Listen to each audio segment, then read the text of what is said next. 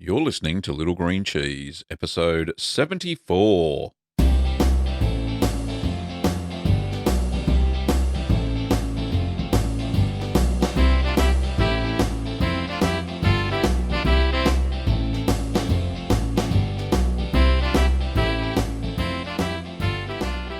Well, welcome back. I'm Gavin Weber, and this podcast is where you can learn about cheese making at home. So it's been a busy week. I've been putting together many YouTube videos as well as podcast episodes for you to listen to. The video I've been, or the cheese, I should say, not the video. The video is a result of the cheese, obviously. The cheese that I've made recently that took my fancy was Formaggio Ubriaco, which means drunken cheese. Hopefully I've said that right. Anyway, so it was a remarkable little cheese. It first started out as a washed curd cheese, very similar to those from the Low Countries, the Netherlands. So it had a couple of water baths, the curds did, and we washed it to get rid of some of the acid, removed some of the whey, and stirred it to shrink the curds. And then after we did that and we pressed it into a cheese mould using the cheese press, we soaked the cheese in a water bath. Not a water bath, a wine bath, a red wine bath, using some sweet red wine that over here in Australia they call, what's it called? Dulce Rosa, which used to be called Lambrusco, but I believe that that's got it's got a DOP registration now, so Australians can't use that name for their wines. So basically it's a sweet red wine, very similar to Prosecco, but it's not sparkling, if that makes sense. So I've tried to kind of stick to the authentic recipe as much as I possibly could, and it has turned out fantastic. I haven't tasted it yet. Obviously, it's got to go through its affinage, so about 3 months of maturing. So it should be a very interesting little cheese. Anyway, hopefully you'll have seen that video by now. If you haven't, I ask you to pop over to cheeseman.tv, and that will redirect you to my YouTube channel, where you can check out all of the videos that I produce over there. Anyway, on with the news.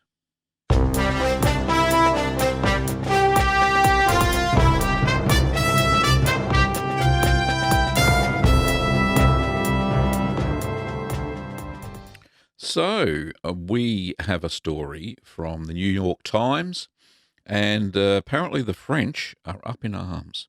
Why are they up in arms? Well, the headline says, Camembert without raw milk, it's treason, connoisseurs cry. So, this was dated the 16th of May. I know the story's a little bit old, but it's by Elaine Peltier. Hopefully I got that right. Paris. French cheese connoisseurs want everybody who loves the country's culinary heritage to hear their anguish, almost unimaginable cry, boycott French Camembert. Because soon enough, they warn, that creamy, pungent icon of France will give way to a tasteless paste, masquerading as the real thing. Beginning in 2021, Camembert made from pasteurised milk in factories will be labelled in a way that has only been allowed for artisanal cheese made in the time-honoured, more expensive way by hand using raw milk. More than 40 leading French chefs, winemakers, and cheese ripeners signed an open letter published on Tuesday in the Daily Liberation, announcing this apostasy and calling on President Emmanuel Macron to put a stop to it. Without separate designations to signal to consumers, they predict raw milk Camembert will become increasingly rare, a niche luxury product available only to a select few. We demand raw milk Camembert for all, the letter said, ending in the declaration, Liberté, Égalité, Camembert. It denounced the new rules as shame, scandal, imposture, even treason, while dismissing pasteurized milk Camembert as lifeless matter, pasteurized plaster, and an ocean of mediocrity. Pasteurization kills dangerous germs, but raw milk Camembert lovers insist that it also kills flavour, robbing the cheese of richness and terroir, the character imparted by a specific place.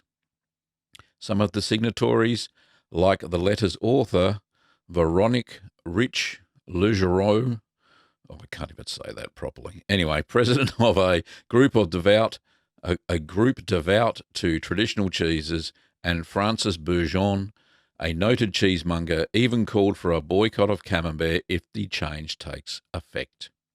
Camembert is an emblem of the French cheeses, Mr. Bourgeon said. If it dies, others will follow. So it goes on to say how much cheese is made, but what it does is it says that most of the 65,000 tonnes of Camembert sold each year in France is mass-produced from pasteurised milk, and only 8.5% earns the coveted designation Camembert de Normandie, meaning that it is made in that region to exacting standards from raw milk. So that is a fairly small percentage of Camemberts made in France that is actually real Camembert. So that was discovered it was created in that area in Normandy. Anyway, fantastic little story. It goes on for quite a while, but you get the gist that if consumers are tricked into buying the paste, the pasty, there we go, we'll go with that, the pasty cheese that is pasteurised milk, the French are going to be up in arms, and there will be nothing worse than that because Camembert is such a delightful little cheese. Now, unfortunately, I have not tasted a raw milk Camembert because the problem is when they export them, they can't import them here into Australia because of the quarantine rules. So, unfortunately, I'm still yet to taste the real deal. Maybe I'll have to get some raw milk and make it myself.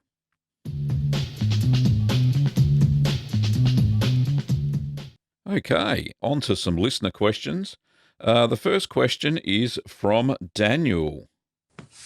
Hello, Gavin. This is Dan calling from Alberta, Canada. Hey, I do have a question regarding molds. I know in the big Parmesan manufacturers, they produce these concave rounded looks in their Parmesan cheese.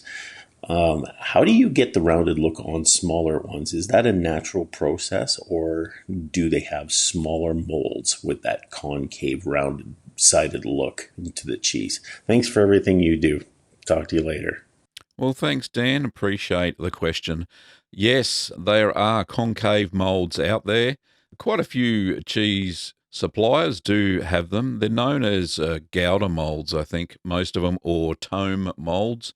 And they're rounded at the bottom, and the follower that you place on top is also rounded. So when you press it, you get that kind of oval sort of shape. If you look at it side on, that is.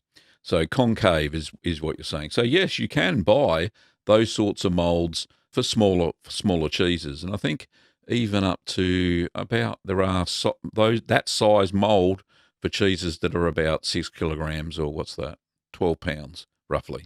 Maybe 13 in weight. So, yeah, so go hunting, have a look at the cheese suppliers in your country, and I'm sure that they'll have some concave molds that you'll be able to get that same sort of shape that you're after for your cheeses. Best of luck, Dan. The next question is from Eden. Hi, Gavin. I've had a bit of a cheddar disaster. I have some 6 goat cheddars in my quote cheese cave with a thermostat regulator.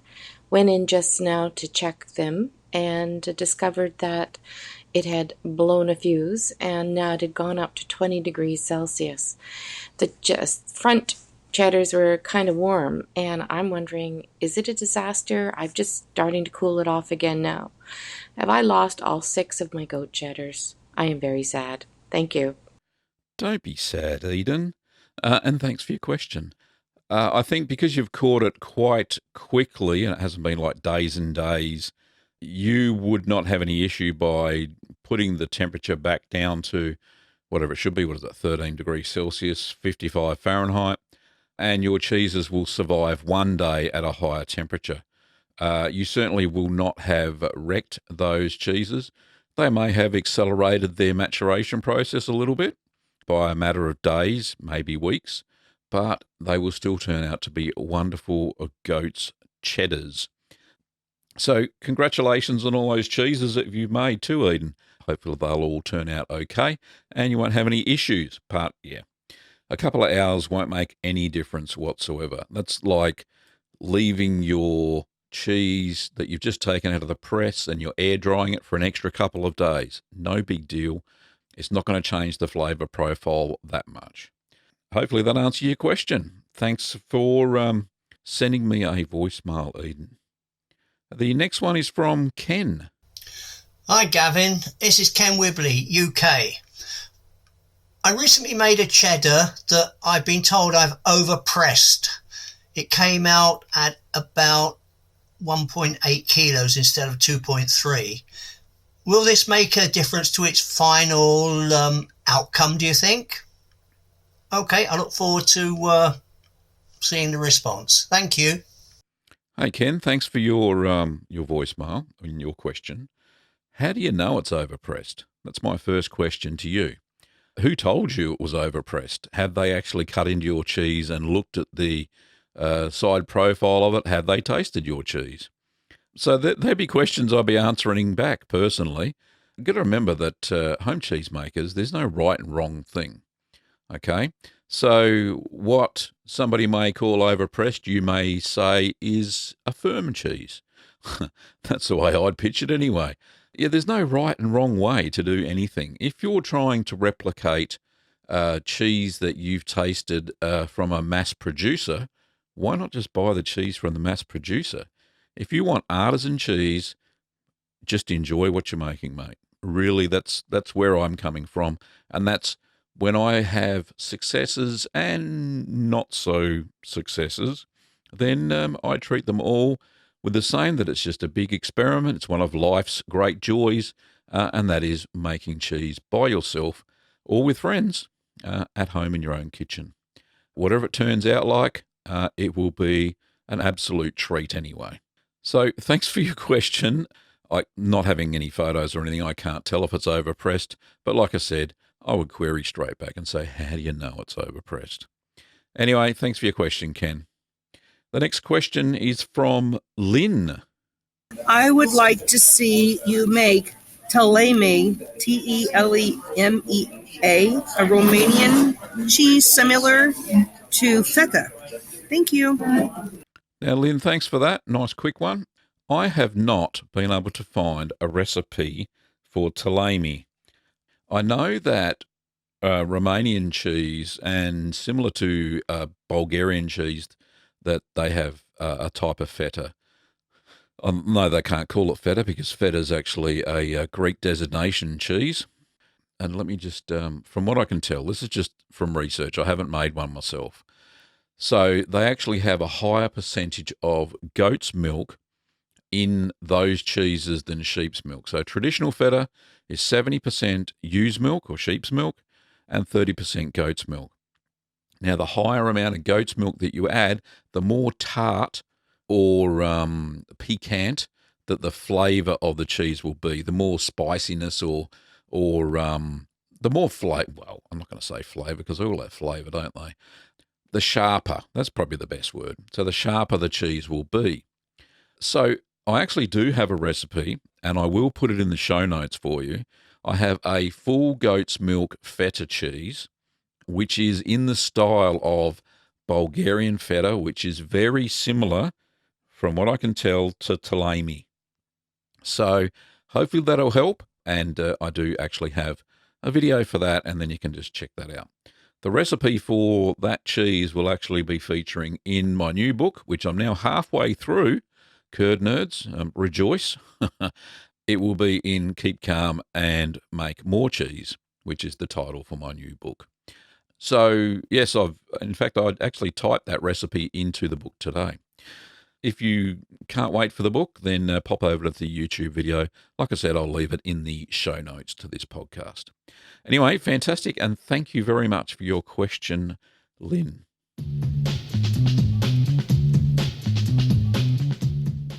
So that's about all we got time for today. Don't forget that you can put your question to me if you pop over to littlegreencheese.com, and you'll see a SpeakPipe widget on the right-hand side of the page. It'll say leave a voicemail for Gavin, and that's the way you leave a voicemail like everybody else. The little widget will ask you, can I access your microphone on your device? Just say yes and then record away. But make sure when you do record, though, that you have a listen back and make sure that it's audible and that I'll be able to understand it when I receive it. They've been streaming in lately, so I've got enough for about at least another 4 podcast episodes. So keep sending them in. I love to receive your voicemail questions, and they all get answered via the show. Now, don't forget, you can also buy, if you are in the market for any cheese-making supplies, pop over to littlegreenworkshops.com.au. We ship globally, and they are, well, my wife and I are sponsors for this show. We keep it going, we run the business, and we will ship those orders, those cheesy orders, out to you as quick as we can.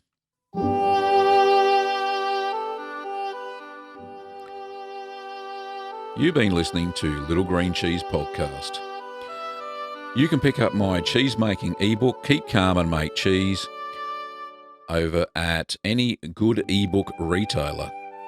You can also find it at littlegreencheese.com. If you want to check out my YouTube tutorial videos, then you can do so over at cheeseman.tv. There are over 230 videos about cheese, including cheese recipes, taste tests, and the like. Well, thanks for listening, Curd Nerds, and stay tuned for the next episode of Little Green Cheese Podcast. During this show, you heard music by Kevin MacLeod. I played Malt Shop Bop, Call to the Dairy Cows, and News Theme.